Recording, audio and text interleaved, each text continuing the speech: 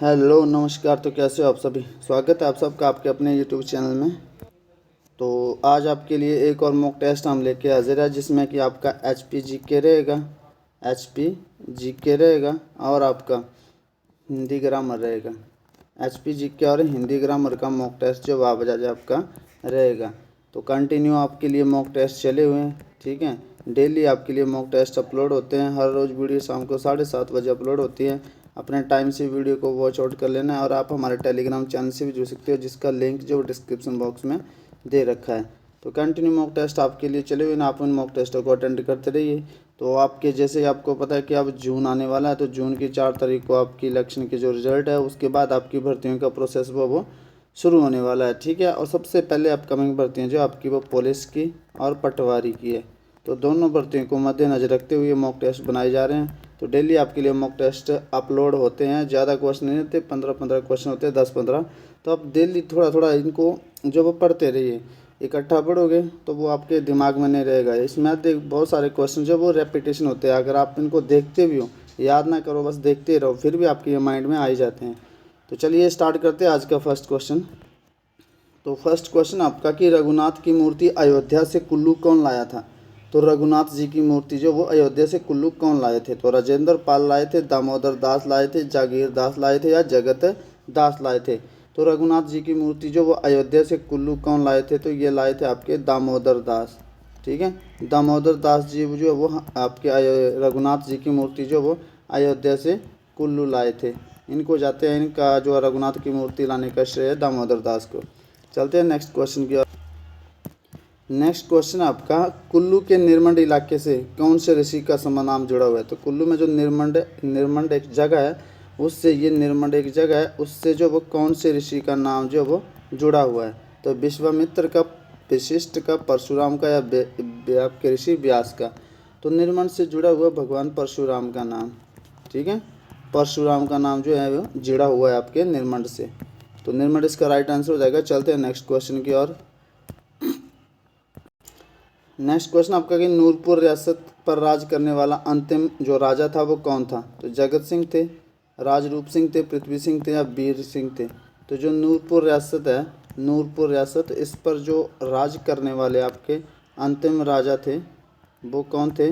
वो थे आपके वीर सिंह। वीर सिंह, वीर सिंह जो है वो नूरपुर रियासत पर राज करने वाले अंतिम राजा थे। चलते हैं नेक्स्ट क्वेश्चन की ओर। नेक्स्ट क्वेश्चन आपका, गुलेर रियासत का अंतिम राजा कौन था? तो गुलेर रियासत, जो गुलेर रियासत थी, इसका जो अंतिम राजा था वो कौन थे? तो वो थे भूप सिंह था, रघुनाथ सिंह था, रूपचंद था, या संसार चंद? तो गुलेर रियासत पर जो राज करने वाले अंतिम राजा थे वो थे भूप सिंह। भूप सिंह जो वो गुलेर रियासत पर राज करने वाले अंतिम राजा थे, भूप सिंह। चलते हैं नेक्स्ट क्वेश्चन की ओर। नेक्स्ट क्वेश्चन आपका, किन्नौर जिला किस लोकसभा क्षेत्र के अंतर्गत आता है? तो किन्नौर जिला, ठीक है, किन्नौर जिला जो वो किस लोकसभा क्षेत्र के अंतर्गत आता है? किस लोकसभा क्षेत्र के अंतर्गत आता है? शिमला के, कांगड़ा के, मंडी के, हमीरपुर? तो किन्नौर जिला जो आपका ये मंडी लोकसभा क्षेत्र के अंतर्गत आता है। मंडी लोकसभा क्षेत्र के अंतर्गत आता है आपका किन्नौर जिला। तो चलते हैं नेक्स्ट क्वेश्चन की ओर। नेक्स्ट क्वेश्चन आपका, किन्नौर का सर्वप्रथम राजा कौन था? सबसे पहले किन्नौर का राजा कौन था? सबसे पहला राजा तो वो देवदास थे, सूरदास थे, प्रद्युमन थे, या कृष्ण? तो वो थे आपके प्रद्युमन, ठीक है। प्रद्युमन जो किन्नौर का सर्वप्रथम राजा था। चलते हैं नेक्स्ट क्वेश्चन की ओर। नेक्स्ट क्वेश्चन है कि मंडी जिले के सुंदर नगर में किस साधु की पूजा की जाती है? तो व्यास की पूजा की जाती है, वशिष्ठ की, सुखदेव, या जमदाग्नि की? तो आपको पता है कि सुंदर नगर जो वो सुखदेव की पूजा की जाती है। किसकी पूजा की जाती है? सुखदेव की, सुखदेव की। और क्वेश्चन ऐसे भी आता है एक क्वेश्चन तो ये बन गया, मंडी जिले के सुंदर नगर में किस साधु की पूजा की जाती है? सुखदेव। एक क्वेश्चन आपका ऐसे बनता है कि सुखदेव वाटिका कहाँ पर स्थित है? सुखदेव वाटिका जो वो कहाँ पर स्थित है? ऐसे भी क्वेश्चन पूछाता है।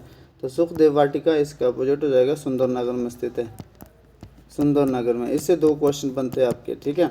एक तो ये बनता है कि मंडी जिले के सुंदर नगर में किस साधु की पूजा की जाती है। फर्स्ट क्वेश्चन आपका ये हो गया कि मंडी जिले के सुंदर नगर में जो वो सुखदेव की पूजा की जाती है। और दूसरा क्वेश्चन ये बनता है आपका कि सुखदेव वाटिका जो कहाँ पर स्थित है? तो वो सुंदर नगर में स्थित है। तो इसका राइट आंसर हो जाएगा सुखदेव। चलते हैं नेक्स्ट क्वेश्चन की ओर। नेक्स्ट क्वेश्चन है कि मंडी शहर पर विक्टोरिया पुल, ठीक है, विक्टोरिया पुल किस वर्ष अंग्रेजों द्वारा बनाया गया था? तो ये 1877 में, 1897 में, 1887 में या 1907 में। तो मंडी शहर पर जो वो विक्टोरिया पुल, मंडी शहर में जो विक्टोरिया पुल है वो कब बनाया गया था? वो बनाया गया था 1887 में, 1887 ईस्वी में ये बनाया गया था, ठीक है। तो राइट आंसर इसका 1887 जाएगा। चलते हैं नेक्स्ट क्वेश्चन की ओर। नेक्स्ट क्वेश्चन आपको, एक सुंदर नगर का प्राचीन नाम क्या था? तो बनेड़ था, धमेरी था, ब्रह्मपुरा था। तो सुंदर नगर का जो प्राचीन नाम है वो क्या था आपका? बनेड़। बनेड़ इसका राइट आंसर जाएगा। सुखदेव वाटिका उसमें सुंदर नगर में, और सुंदर नगर में ही सुखदेव की पूजा भी की जाती है, सुखदेव ऋषि की। चलते हैं नेक्स्ट क्वेश्चन की ओर। नेक्स्ट क्वेश्चन आपका कि मंडी रियासत के जो मंडी रियासत है वो किस राज्य की शाखा थी? ठीक है, तो ये जो मंडी रियासत है ये आपकी किस राज्य की शाखा थी पहले?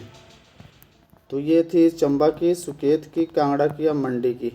तो जो मंडी रियासत थी आपकी ये आपके सुकेत राज्य की शाखा थी, सुकेत राज्य की। तो इसका राइट आंसर हो जाएगा सुकेत, कि मंडी रियासत जो वो सुकेत राज्य की जो वो शाखा थी पहले एक। तो चलते हैं नेक्स्ट क्वेश्चन की ओर। अब आपका HPGK का सेक्शन खत्म होता है, अब आपका इंग्लिश का सेक्शन स्टार्ट है। इंग्लिश नहीं, सॉरी, हिंदी का।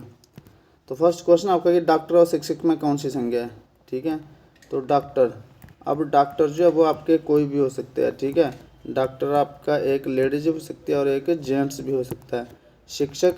शिक्षक भी आपका कोई भी हो सकता है, शिक्षक एक लेडीज हो सकती है, एक जेंट्स भी हो सकती है। जैसे मैं बोल दूँ डॉक्टर, अब मैंने बोल दिया डॉक्टर अरुण, ठीक है, डॉक्टर अरुण बोल दी मैंने। तो डॉक्टर अरुण, इसमें कौन सी संज्ञा है? ये जो आपकी कौन सी होगी? व्यक्तिवाचक संज्ञा होगी। क्यों होगी? क्योंकि इसमें नाम आ गया अरुण का। लेकिन सीधा अगर डॉक्टर आ गया, शिक्षक आ गया, तो वो कौन सी संज्ञा हो जाएगी? आपकी जाति। क्योंकि डॉक्टर किसको रिप्रेजेंट कर रहा है? डॉक्टर रिप्रेजेंट कर रहा है आपकी जाति को, शिक्षक जाति को। क्योंकि शिक्षक जो वो लेडीज भी सकता है, जेंट्स भी सकता है। मैंने ऐसे बोल दिया एडवोकेट अरुण, एडवोकेट सुशील, तो वो जो संज्ञा आ जाएगी आपके, पूरा ऐसा लिखा होगा कि एडवोकेट सुशील या डॉक्टर सुशील या डॉक्टर अरुण, तो वो व्यक्तिवाचक संज्ञा हो जाएगी। लेकिन सीधे अगर खाली डॉक्टर लिखा हो, शिक्षक लिखा हो, तो वो आपकी संज्ञा हो जाती है जातिवाचक संज्ञा। चलते हैं नेक्स्ट क्वेश्चन की ओर। नेक्स्ट क्वेश्चन है कि हिमालय और पुस्तकालय किस प्रकार के शब्द है? तो एक होता है आपका रूढ़ शब्द, ठीक है, एक होते हैं आपके यौगिक शब्द, और एक होते हैं आपके योगरूढ़ शब्द, ठीक है, योगरूढ़ शब्द। ये 3 टाइप के आपके शब्द हैं। तो अब इसमें से पूछा गया कि हिमालय पुस्तकालय कौन से शब्द है? रूढ़ शब्द, सबसे पहले आपको ये समझ रही रूढ़ शब्द क्या होते हैं। रूढ़ शब्द वह शब्द होता है जिनका कोई भी खंड या भाग सार्थक नहीं हो सकता।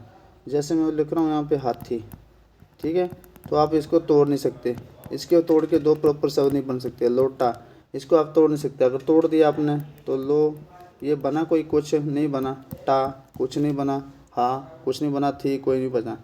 अब मैं लिखता हूँ यौगिक, यौगिक में लिखता हूँ जैसे विद्यार्थी, ठीक है। अब इसको तोड़ दो, तो जब इसको तोड़ते हैं तो विद्या एक शब्द बन जाता है, अर्थी एक शब्द बन जाता है, ठीक है। तो ये तो हो गया यौगिक शब्द। और योगरूढ़ शब्द, योगरूढ़ शब्द क्या होंगे? योगरूढ़ शब्द होगा जैसे मैंने बोल दिया नीलकंठ, नीलकंठ, नीलकंठ। यौगिक शब्द वह शब्द होते हैं जिसको तोड़ के 2 प्रॉपर शब्द बन जाए, और योगरूढ़ शब्द वह शब्द होते हैं जो उसको तोड़ तो सकते हैं, मतलब वो यौगिक तो होते हैं लेकिन वो अपना अर्थ नहीं बताते बल्कि किसी और की तरफ इशारा करते हैं। जैसे ये नीलकंठ किसको बोला जाता है? भगवान शिव जी को, भगवान शिव जी को। तो अब आपने ऐसे ध्यान रखना है कि योगरूढ़ शब्द जो होंगे वो बहुब्रीहि समास के अंतर्गत आते हैं। जो भी शब्द आपके बहुब्रीहि समास के अंतर्गत आएंगे वो योगरूढ़ शब्द होगा, ठीक है। तो योगरूढ़ शब्द ये होता है जो यौगिक तो होता है लेकिन बहुब्रीहि समास भी होता है, जिसका अपना अर्थ नहीं होता बल्कि किसी और की तरफ इशारा करता है। अब हिमालय, हिमालय तोड़ दे, हिमालय जो हिमालय इसका कोई किसी और की तरफ इशारा नहीं कर रहा, हिमालय की ओर इशारा कर रहा है। पुस्तकालय, पुस्तक आलय 2 बन गए, हिम आलय 2 बन गए। ये सिर्फ इनका अपना ही अर्थ जैसे पुस्तकालय का, लेकिन नीलकंठ जो इसका अपना कोई अर्थ नहीं बल्कि नीलकंठ शिव जी की ओर इशारा कर रहा है। तो ये आपका योगरूढ़ शब्द हो जाएगा। तो इसमें पूछा गया कि हिमालय पुस्तकालय किस प्रकार के शब्द है? तो ये है आपके यौगिक शब्द। आई होप आपको समझ आ गया होगा। तो यौगिक शब्द जिनका, इन शब्दों का अपना ही अर्थ है। जैसे पुस्तकालय, पुस्तकालय को पुस्तकालय बोलते हैं, हिमालय, हिमालय को हिमालय बोलते हैं, लेकिन नीलकंठ, नीलकंठ किसको बोलते हैं? शिव जी को बोलते हैं।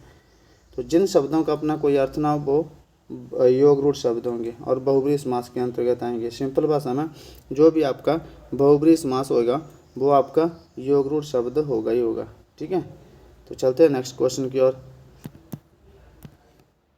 नेक्स्ट क्वेश्चन है कि करतार ने खेल कर दूध पिया, इस वाक्य में कौन सी क्रिया है? सहायक क्रिया है, कर्मक क्रिया, नामबोधक क्रिया, पूर्वकालिक क्रिया।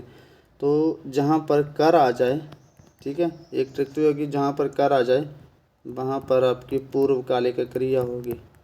ठीक है, जहाँ पर कर आ जाए, जैसे कि करतार ने खेल कर दूध पिया, कर आ जाए वहाँ पर पूर्वकालिक क्रिया होगी। दूसरी तरीके से कि कोई एक काम खत्म होकर एक काम खत्म हो और दूसरा शुरू हो। अब इसमें वैसे ही है, करतार ने खेल कर, पहले क्या करा? खेला, उसके बाद दूध पिया, मतलब एक काम खत्म दूसरा शुरू, तो वहाँ पर भी कौन सी क्रिया होती है? आपकी पूर्वकालिक क्रिया। दो तरीक़ों से समझ सकते हो आप। एक तो ऐसे ध्यान रखना कि कर आ जाए तो पूर्वकालिक क्रिया, दूसरा कि एक काम खत्म दूसरा शुरू। करतार ने खेल कर, खेल का खत्म हो गया आपका, दूध पीने का काम शुरू हो गया, तो वहाँ पे जो क्रिया होती है आपकी पूर्वकालिक क्रिया हो जाती है। चलते हैं नेक्स्ट क्वेश्चन की ओर। नेक्स्ट क्वेश्चन है कि रिजु का विलोम शब्द क्या होगा? अच्छा, रिजु, सबसे पहले आपको ये समझना जरूरी है रिजु क्या होता है। तो कन्फ्यूजन शब्द है ये। तो रिजु का मतलब होता है सीधा। ठीक है, रिजु का मतलब सीधा होता है, और वक्र का मतलब टेढ़ा होता है। ठीक है, अब आपको एग्ज़ाम में ऐसा आ जाए कि सीधा का विलोम शब्द क्या होगा? ठीक है, सीधा का विलोम शब्द क्या होगा? और ऑप्शन में दे रखा हो आपको, वक्र भी दे रखा हो, टेढ़ा भी दे रखा हो। ठीक है, बाकी 2-4 ऑप्शन और दे रखे हो, तो आप कौन सा टिक करेंगे? क्योंकि दोनों का मतलब तो ये वक्र या टेढ़ा ही है। जैसे रिजु है तो आपने ध्यान रखना है कि अगर रिजु दे रखा है तो आप वक्र टिक करेंगे, सीधा दे रखा है तो टेढ़ा टिक करेंगे, क्योंकि हमें मोस्ट अप्रोप्रिएट शब्द जो होते हैं, जो नज़दीक होते हैं, वही टिक करने होते हैं। जैसे सीधा जिस लैंग्वेज में, उसी लैंग्वेज में क्यों दूसरा जो हमें अपोजिट वर्ड भी चाहिए होता है। तो सीधा दे रखा हो तो टेढ़ा, रिजु दे रखा हो तो वक्र। ठीक है, लेकिन सीधा दे रखा हो और टेढ़ा ना दे रखा हो, ऐसे टेढ़ा दे रखा हो, वक्र दे रखा हो, 2-4 और दे रखा हो, तो आप वक्र ही टिक करेंगे। तो रिजु का विलोम शब्द क्या हो जाएगा? वक्र हो जाएगा। चलते हैं नेक्स्ट क्वेश्चन की ओर। नेक्स्ट क्वेश्चन है कि हिंदी में शब्दों का लिंग निर्धारण किसके आधार पर होता है? तो हिंदी में शब्दों का लिंग निर्धारण किसके आधार पर होता है? संज्ञा के आधार पर, विशेषण के आधार पर, कारक के आधार पर, या प्रत्यय के आधार पर? तो हिंदी में जो शब्दों का वो लिंग निर्धारण सबको पता है किसके आधार पर होता है? लिंग का निर्धारण जो होता है वो आपका संज्ञा के आधार पर होता है।